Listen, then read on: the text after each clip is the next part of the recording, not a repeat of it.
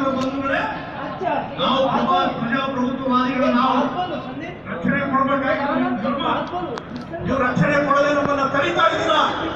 ಅನಗತ್ಯವಾಗಿ ನಿನ್ನೆ ಶಿಕ್ಷಣ ಎಪ್ಸಿದ್ರು. ನೇರು ಮೈದಾನದಲ್ಲಿ ನಾವು ಅನುಮತಿ ಕೊಟ್ಟಿದ್ದೇವೆ. ಕಾರ್ಯಕರ್ತರು ಹೊರೆ ನಮ್ಮದು. ದಯವಿಟ್ಟು ರಾಜ್ಯ ಸರ್ಕಾರ ಅರ್ಥ ಮಾಡಿಕೊಂಡು ಸ್ಪಂದಿಸಿದ್ದಾರೆ. ಮುಂಬರುವ ದಿನಗಳಲ್ಲಿ ಯಡಿಯೂರಪ್ಪನವರ ನೇತೃತ್ವದಲ್ಲಿ ಮಂಗಳೂರು ಚಲೋ ಬೈಕ್ ರ್ಯಾಲಿಯನ್ನ ಪ್ರತಿ ಊರನ್ನು ಬೈಕ್ ರ್ಯಾಲಿ ಆಗ್ತವೆ. ರಾಜ್ಯ ಸರ್ಕಾರದ